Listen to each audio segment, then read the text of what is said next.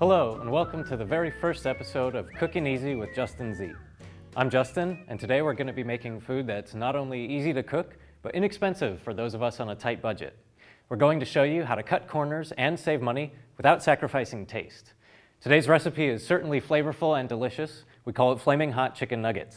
And the man who mastered this treat is here with us today. Now, without postponing any further, I'd like to introduce Derrick Phillips.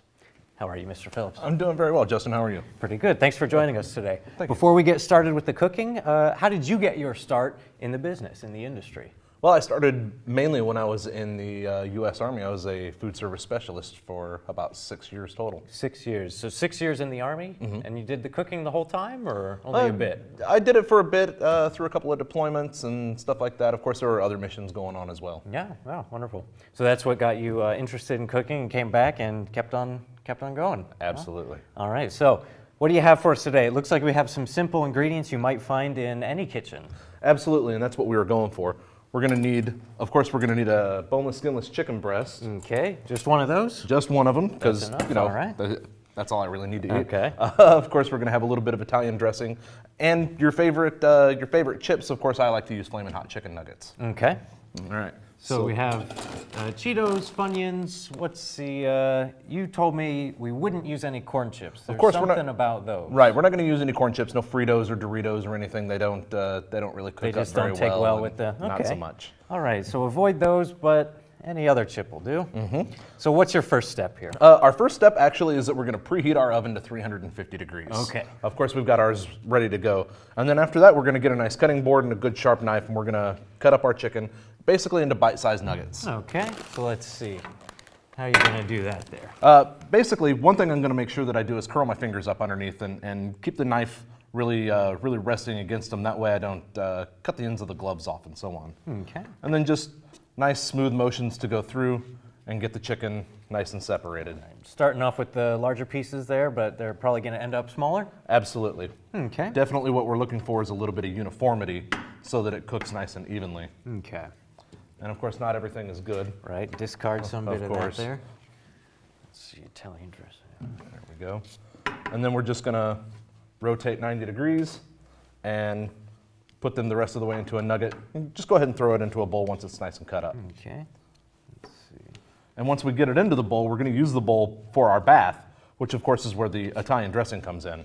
Okay. And what we're going to use for that is we're going to use approximately 2 tablespoons. So you can, if you like, go ahead and add that right there. 2 tablespoons. Let's see how that goes.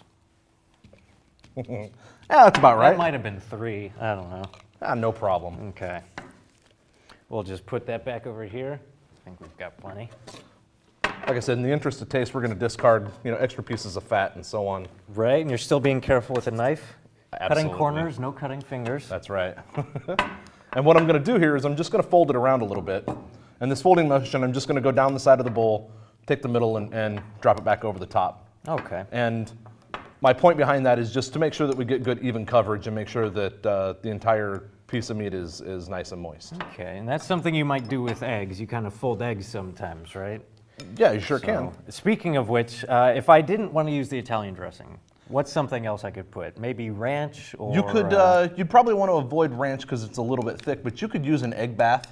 You could use any kind of other dressing that's nice and thin like that, or just oil if you really like, or any kind of marinade that you make. All right, well, it looks like that's covered there. That's right. Now, for our next step, what we're going to do is we're going to take our Flamin' Hot Chicken Nuggets and we're going to reduce those to a powder.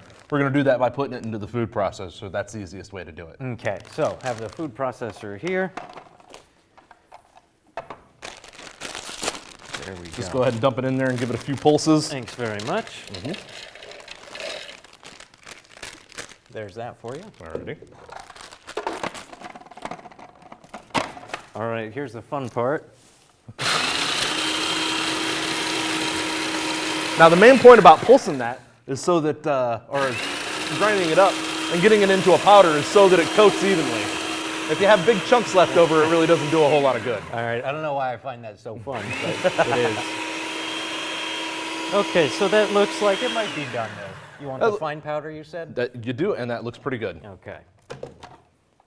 So we're going to go ahead and we're going to take it with some that we've already prepared.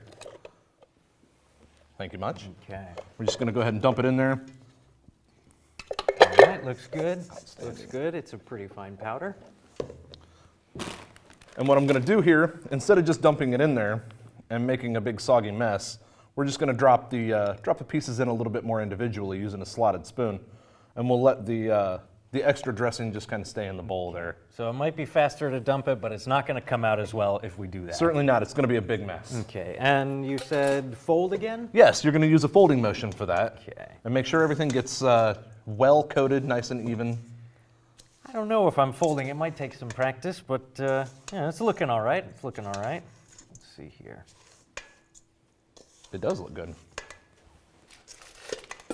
And you want them kind of covered consistently? You do want it good and consistent covering. That way you're not really seeing any meat through there. All right. There you go. It's starting to look pretty good. And now what we're going to do is we're just going to take them and shake them off a little bit and put them right here on our tray. Okay. No, wait. There's some. I can still see it. It's not good. Maybe it's my folding. I don't know. Okay. Alrighty, no problem. Just go ahead and do it like that. And you want to make sure that they get just a little bit of space in between them. That way they cook evenly. You don't want hot spots in one area and have overcooked chicken, and cool spots in another. Right, and then it'll be undercooked, and you have a bad day after that. You certainly do. Or Undercooked 2 or chicken is 10. nobody's friend. So now what we're going to do, we're going to take it into our amply preheated oven at this point, and we are going to cook it for, in this case, we're going to cook it for about 15 minutes because my little oven is pretty powerful here. 15 minutes, okay, at 350. At 350 degrees. Okay. Now, if you're using a conventional oven, or if you're going to do more than one serving, or if it's packed in a little bit, then of course you're going to have to cook it for about 20 minutes. Okay. But in this rate, of course, we already have some that are done. Wonderful. And what we're going to do to check and make sure that they're done well is we're going to take a nice big piece like this one right here, and we're going to cut it in half. And when we cut it in half, what we're looking for is to make sure that there's no pink left in that meat. Okay, so let's see. We're looking at that. Doesn't look like there's any pink to me. It looks pretty white. That is All that is right. pretty white. So of that's course, going to be done. That's right. Of course, we're going to use white meat for this. You don't want to use a dark meat chicken because if you do, it's very, very moist and it leaves you with soggy nuggets. Oh, and really? So nobody- dark meat, more moist. Absolutely. Won't work. Okay. Absolutely. Huh. It definitely changes everything. So once we've got everything out and cooked well, what we're going to do is we're going to go ahead and just plate it up. Okay. And of course, in plating it up, and since we've already rated our refrigerator, that's kind of what brought us to the recipe anyway. Right. We're just it's all going to done use pretty quickly, so you got what you have laying around. Absolutely. Then we're just going to go ahead and serve it with whatever our favorite vegetables are, Okay. and so on.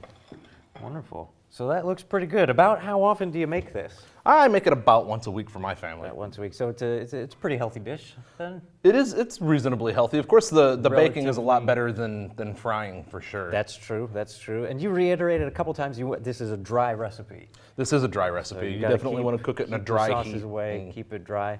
Yeah, that looks pretty good to me.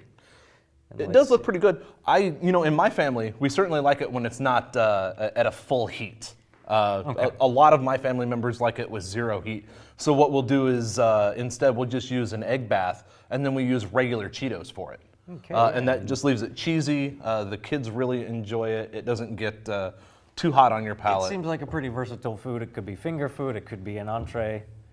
Looks good to me. Definitely. All right. Thanks very much, Derrick. We really appreciate you starting off our show Hey, thanks on a for good having foot me. here. Well, folks, that's all the time we have for today. On behalf of all the crew here at Saddleback College, I'd like to thank you for tuning in to our show. You can look forward to another episode of Cookin' Easy with me, Justin Z, very shortly. Until then, stay happy, stay healthy.